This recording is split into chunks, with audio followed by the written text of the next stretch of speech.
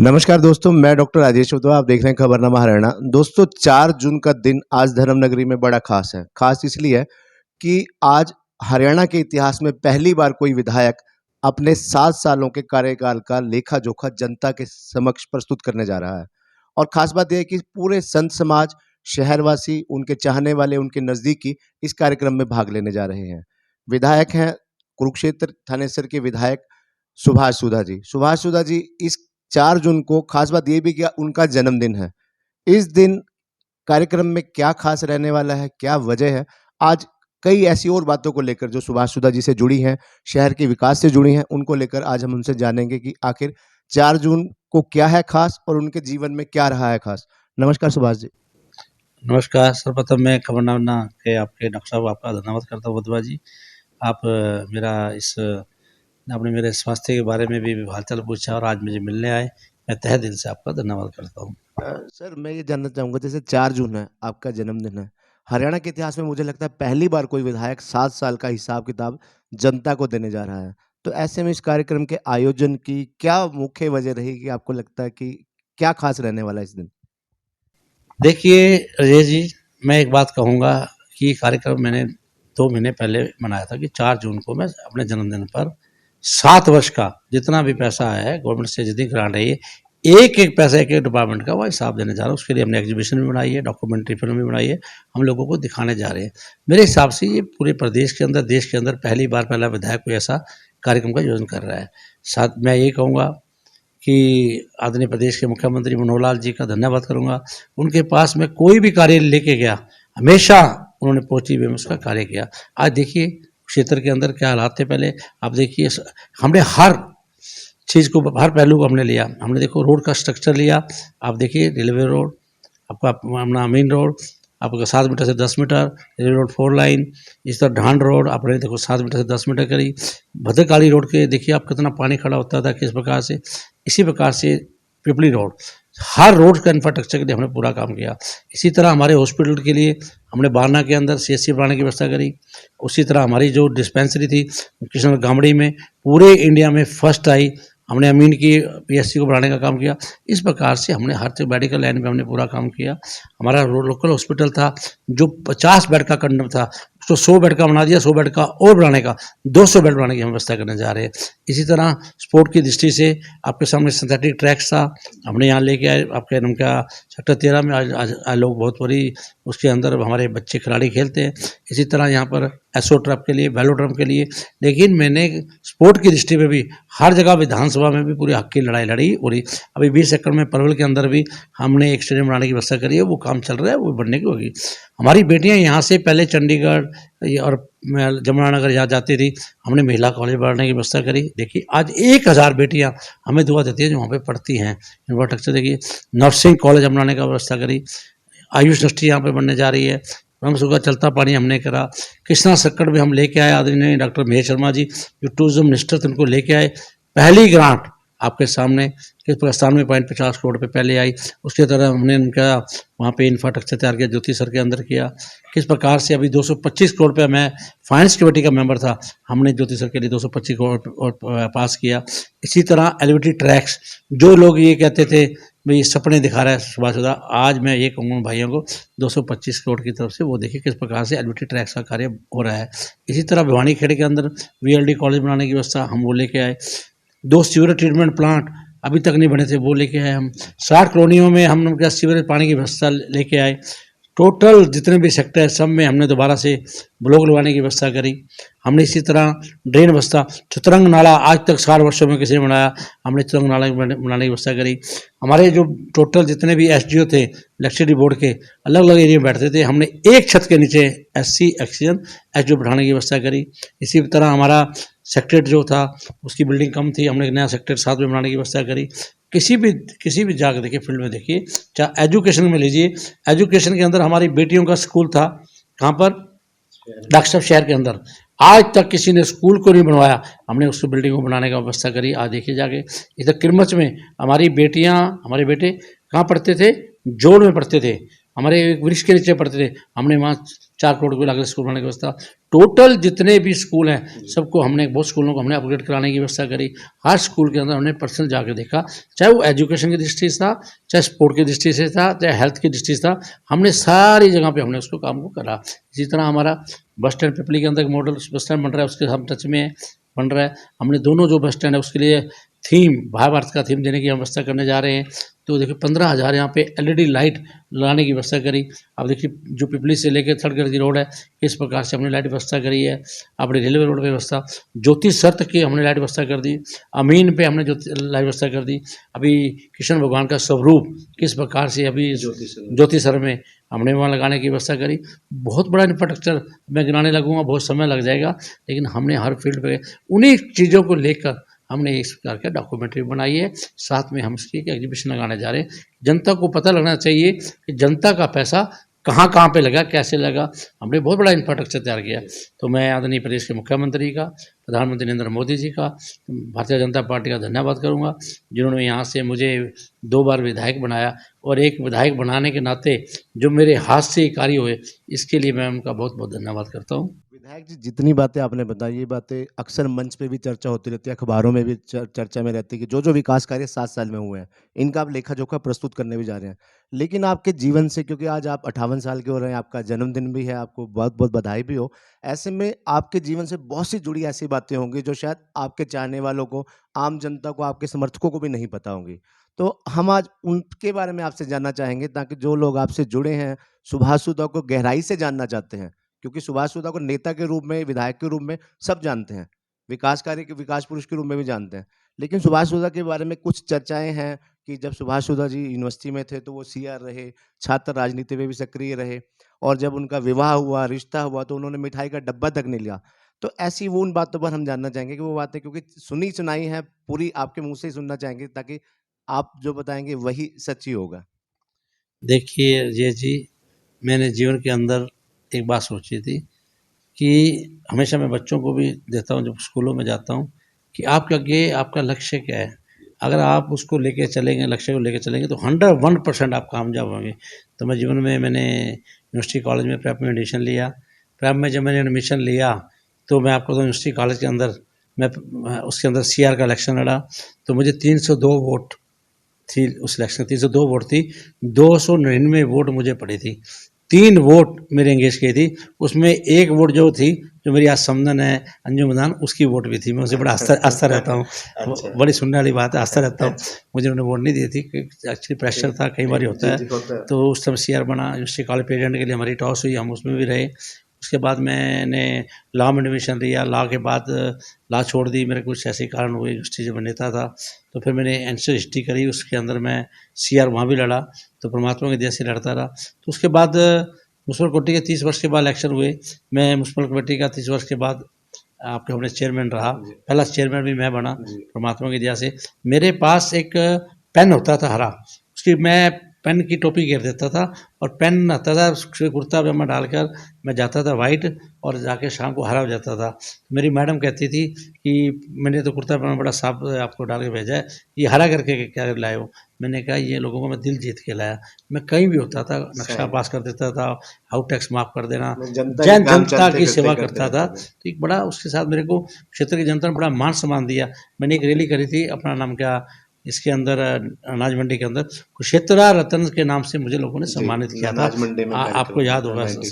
तो बहुत बड़ी बात है। उसके बाद मेरी मैरिज हुई, हमने एक युवा पंजाबी सभा बनाई थी, उसके अंदर हमने एक निर्णय लिया था बहुत साथियों ने कि हम दहेज नहीं लेंगे, तो दहेज नहीं लेंगे। उसके बाद मेरी मैरिज हुई। मैंने कहा मैं तो जो कहा है वो करके दिखाता हूँ। जब मेरी एंगेजमेंट हुई तो मिठाई लेके आए, मैंने मिठाई के डिब्बे भी गाड़ी में रखवा दिए। तो उसके बाद बड़े नाराज़ हुए। मैं बिल्कुल, मैं कहा मैंने जो वादा किया वो नहीं। तो मैं लाया, आज सौभाग्य है। मेरी वाइफ लगातार 3 वर्ष 15 साल से चेयरमैन है, और सौभाग्य हमें पूरा सपोर्ट मिलती है अपनी वाइफ से, किस प्रकार जनता के अंदर। और सबसे बड़ा अच्छा कर भी है कि घर को संभालने का काम करती है, तो मैडम हमारी सुधा करती है। यहाँ पर कोई भी आता है बिना चाय मान सम्मान के नहीं जाने देती।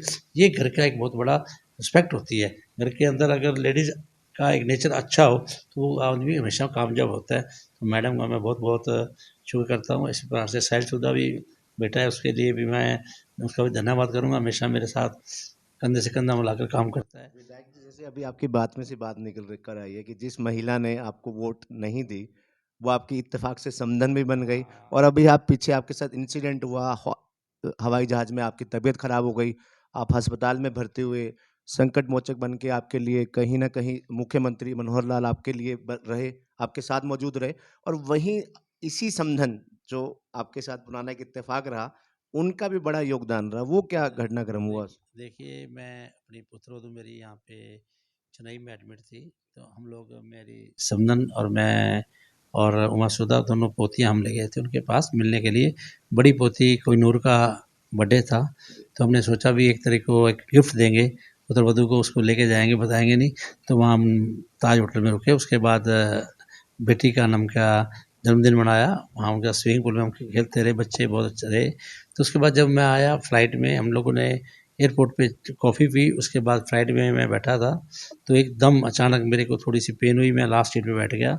तो जाके उसके बाद मैडम आए, तो उसके बाद ज़्यादा मैडम मुझे संभालने में रहे, तो मेरी समधन आके बैठी थी अंजू प्रधान जिनका, तो वो पीछे आई, उन्होंने आके देखा तबीयत खराब, उन्होंने डायरेक्ट बात करी। मैंने भी उनको एयर होस्टर को कहा कि आप बीपी से चेक करें, उनके पास बीपी मशीन नहीं थी, कोई मेडिसिन नहीं थी। तो उन्होंने कहा जी अगर बस आपके पास मेडिसिन नहीं है और ये नहीं है, तो उन्होंने फट पायलट से बात करी कि हमें इमीडिएट नमक मेडिकल फैसिलिटी मिलनी चाहिए, फटाफट लैंडिंग कराई जाए।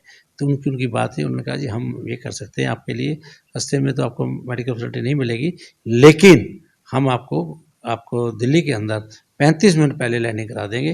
तो वो मेरी समधन से बात हुई, तो उन्होंने 35 मिनट पहले लैंडिंग कराई परमात्मा दी। तुरंत उन्होंने उसके बाद साहिल को फ़ोन किया, साहिल ने मुख्यमंत्री जी को से बात की, आदरणीय मुख्यमंत्री जी से, मनोहर लाल जी से। मनोहर लाल जी ने सीधा मेदांता में बात कर टोटल, जब मैं एयरपोर्ट पे पहुंचा पूरा वहाँ से इंतजाम था, मुझे ले आया गया। और मैं एक बात और कहूँ, भगवान के रूप बन के सारा मेरा हार्ट उन्होंने चेक किया, कहीं हार्ट प्रॉब्लम ना हो, नहीं हुई। 3:30 बजे मेरे MRI ले, तो उन्होंने उसके बाद मुझे रिपोर्ट नहीं बताई, मुख्यमंत्री जी लगभग 11 बजे हॉस्पिटल में पहुंच गए, उनको उन्होंने बताया। तो उन्होंने बताया कि क्या बेस्ट क्या हो सकता है, उनका मेडिसिन भी हो सकता है, लेकिन उसमें कल को साइड इफेक्ट हो सकता है, लेकिन इनकी बेस्ट है सर्जरी। तो उनका सर्जरी कर दो, उन्होंने कहा। तो उनका जी कल करेंगे, उन्होंने कहा कल क्यों करेंगे, सर्जरी आज ही करो। तो मुख्यमंत्री जी अपने सामने खड़े सर्जरी कराई। परिवार के लोगों से पूछा भाई बताओ क्या करना है, तो परिवार के लोगों ने कहा जो बड़े आप आ गए हो, तो फिर हमें आपके आगे कोई बोलने की हिम्मत नहीं पड़ती, आपने जो करना है। तो मैं प्रदेश के मुख्यमंत्री मनोहर लाल जी को भगवान मानता हूँ, जो एकदम हॉस्पिटल में पहुँचे, पूरे टच में रहे, जिन्होंने मेरे को इतना आज दोबारा जीवन दिया।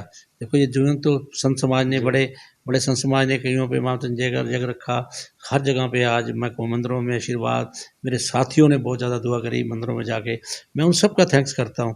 मैं कहूँगा तो आज उनकी सबकी दुआ से, आप भाइयों पत्रकार साथी भी बहुत मेरे दोस्त हैं, सबकी मैं कहूँगा सबकी दुआ से आज आपके बीच में बैठा हूँ। मैं परमात्मा ने मुझे दोबारा जन्म दिया है, इसलिए कि शायद जो विकास की गति क्षेत्र में चल रही है वो आगे से भी तेज गति से कार्य हो। तो मैं 24 घंटे आप मुझे जीवन दोबारा दिया है, मैं उस ईश्वर का बहुत बहुत धन्यवाद करता हूँ। विधायक जी, जब आप खुद उपचाराधीन थे, हॉस्पिटल में थे, एक आपको नया जीवन दान मिला, जब लोग आपके समर्थक, आपके परिजन, आपके रिश्तेदार आपके लिए लंबी उम्र की दुआ कर रहे थे, जल्दी ठीक होकर आप घर आए, वापस आए, ऐसी दुआ कर रहे थे, उस समय आपके दिमाग में खुद क्या चल रहा था वहाँ? देखिए, मैं एक बात कहूँगा, ये जीवन ईश्वर ने दिया है और मैं हमेशा मान के चलता हूँ, मेरी मैडम हमेशा पाठ करती है, पूजा पाठ में बहुत विश्वास रखती है वो, मुझे हमेशा कहती है पाठ करो।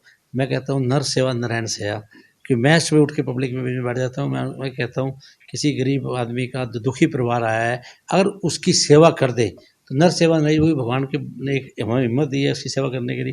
तो मैडम का मेरा ये झगड़ा रहता है, मैडम कहती है मैं तो आप पूजा किया करो, मैं भी पूजा ही है, नर की हम सेवा करते हैं, नारायण सेवा।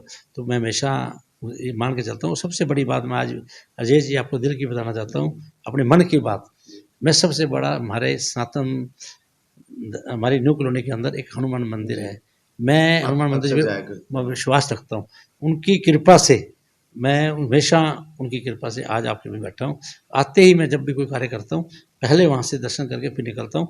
और अभी मैं वहाँ आया हूँ, वेदांता से आया, तुरंत पहले मंदिर में वहाँ गया, मत्था टेक के फिर मैं घर आया, फिर अपने लोगों से मिला।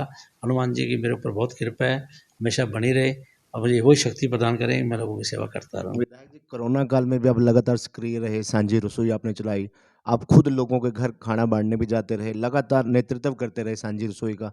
खुद भी आप कोरोना से ग्रसित हुए, फिर आप मैदान में उतरे, अब दोबारा आप फिर संकट में आए, लगातार फिर आप जनता की सेवा में सक्रिय हैं।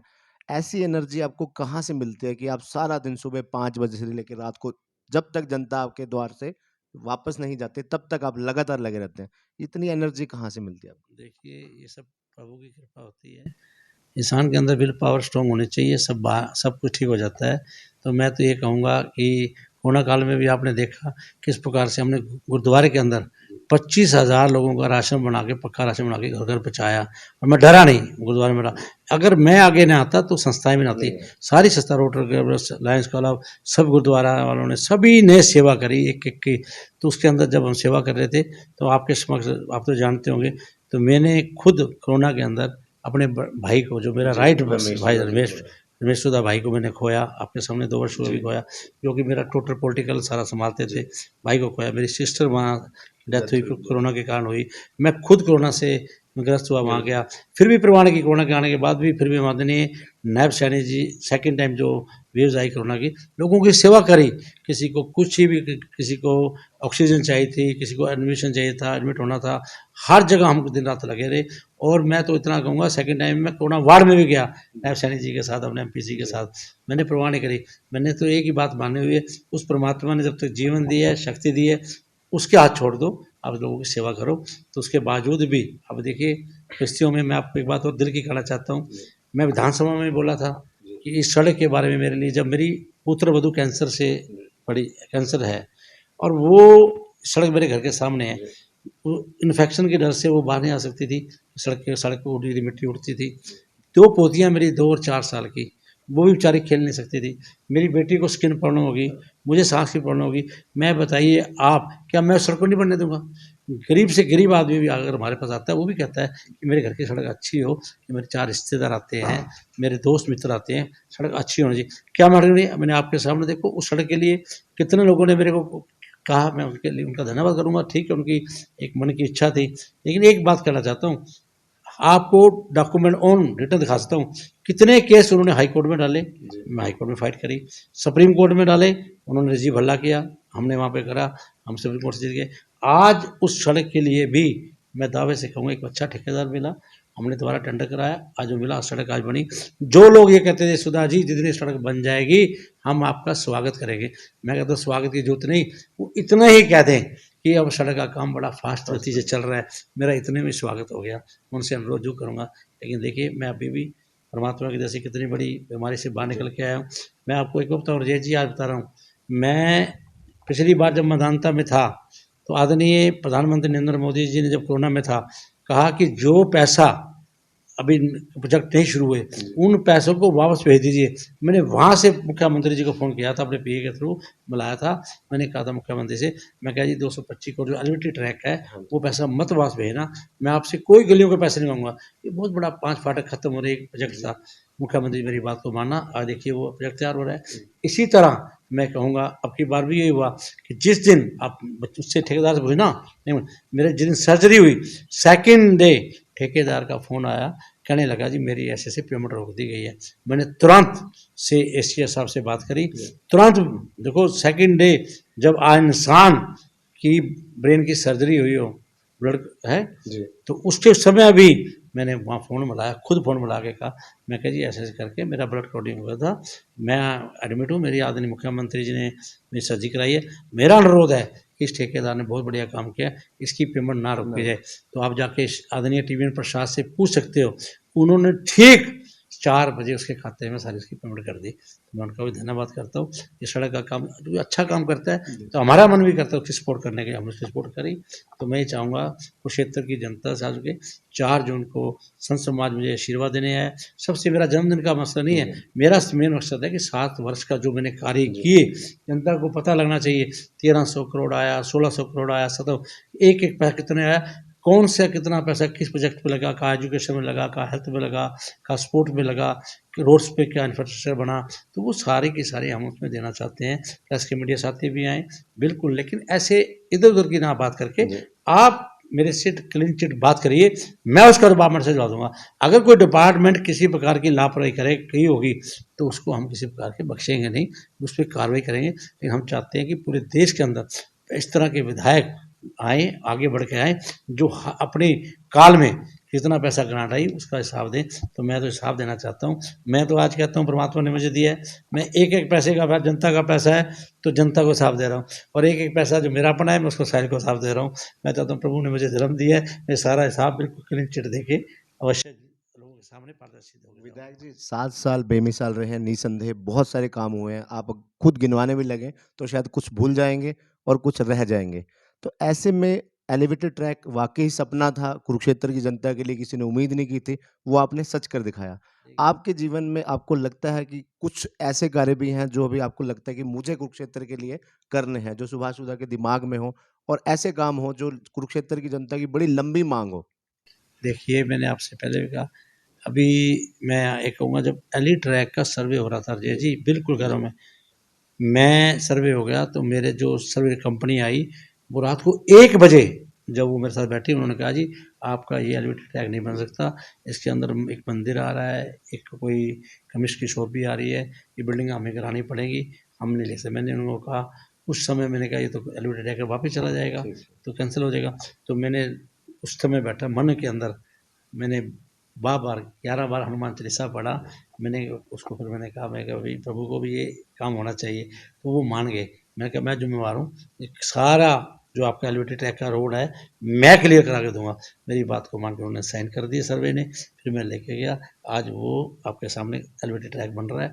कोई इसको नहीं कह रहा, बुरा ना मानना। आज मैं आपको कहूँ, इस एलिवेटेड ट्रैक को कोई विपक्ष कह रहा है अच्छा काम हो रहा है, जनता बोल रही है, आप लोग ही बोल रहे हैं कि आप जाके देखो। मैंने कभी जाके नहीं कहा, कितना फास्ट काम चल रहा है। आप देखिए, बारिश के टाइम में भी उनके पास इतना बड़ा मशीनरी है, इतना बड़ा इंफ्रास्ट्रक्चर है, जो दिन रात काम चल रहा है, उसको कभी विपक्ष नहीं कि अच्छा काम हो रहा है। अच्छे को अच्छा भी कहना चाहिए। हाँ, मैं कहता हूँ देखो, जो काम करेगा गलती भी वो करेगा, अगर कोई गलती होती है बताए हमें, है जी हम। लेकिन मैं तो जीवन के अंदर एक बात कही थी कि एक बार मैं म्यूनसिपलिटी का जब चेयरमैन बना, मैं बता रहा था आपको, मैंने एक बार कही, उसके बाद मेरी वाइफ ने चेयरमैन बनना था लेकिन मुझे नहीं बनने दिया। तो मैंने कहा था लगातार अपनी वाइफ को चेयरमैन बनाऊंगा और परमात्मा की कृपा से इतनी मेहनत करूंगा कि मैं एमएलए बनूंगा। उस प्रभु की कृपा से, जनता के आशीर्वाद से 2 बार मैं एमएलए बना यहाँ से आपके सामने। तो ये प्रभु की कृपा होती है, और हम चाहते हैं हमारा परिवार, मैं एक बात कहूँगा गारंटी से, हमेशा बच्चों को भी हमने एक ही बात की, सुधा परिवार को, कोई भी कोई बच्चा गलत काम ना करे, अच्छा रहे, जो नाम हमने बढ़ाया प्रभु उस नाम को बना के रखे, मैं यही चाहता हूँ। अंत में विधायक जी मैं सिर्फ इतना जानना चाहूँगा कि 4 जून को क्या खास रहने वाला है? कार्यक्रम किस प्रकार का रहेगा? क्या-क्या कार्यक्रम रहेंगे 4 जून को? देखिए, 4 जून को सर्वप्रथम मेरे को संत समाज वहाँ पर एक हवन का कार्यक्रम रखा गया है। लगभग 7:30 बजे वो शुरू होगा और लगभग 9:15 बजे पूर्णहोती वहाँ रहेगी। तो पूरा वहाँ परिवार होगा, संत समाज होगा वहाँ पे। 9:15 बजे पूर्णहोती के बाद हम संतों को अपना थोड़ा-सा जलपान की व्यवस्था कराएँगे। उसके बाद उनसे एग्जीबिशन का, उनके संत समाज के हाथ से वहाँ पे उसका ओपनिंग होगी, उसका शुभ मुहूर्त होगा। उसके बाद 1 घंटा संत समाज को हम दिखाएँगे, और उसके बाद जाके हम जो हमने डॉक्यूमेंट्री बनाई है, वो डॉक्यूमेंट्री हमने 1 घंटे की है, वो दिखाएँगे। दिखाने के बाद उसके बाद लंच की व्यवस्था है। जनता वहाँ आती जाएगी तो सारा कार्यक्रम देखती जाएगी। ये कार्यक्रम हमारा लगभग 7:30 से लेके 2 बजे तक तो चलेगा। 2 बजे बाद जो पब्लिक आएगी वो हमेशा उसको आगे देखे। और ये सारा कार्यक्रम मैंने अपने लिए नहीं किया, ये सारा कार्यक्रम जनता के लिए है। जनता को पता होना चाहिए मेरे यहाँ क्या इंफ्रास्ट्रक्चर तैयार हो रहा है, कहाँ-कहाँ क्या हो रहा है। तो मैं अनुरोध करूँगा क्षेत्र की जनता से हाथ जोड़कर कि 4 जून को अवश्य वहाँ आएँ और आके इस कार्यक्रम में हमारा सहयोग बढ़ाएँ। धन्यवाद विधायक जी। तो ये थे हमारे साथ थानेसर विधायक सुभाष सुधा जी, जिनसे बातचीत में एक बात तो क्लियर हुई कि इनके जीवन में सबसे ज़्यादा अहम योगदान संकट मोचक हनुमान का रहा है। उसके अलावा राजनीतिक कैरियर में मुख्यमंत्री मनोहर लाल खट्टर का योगदान रहा है।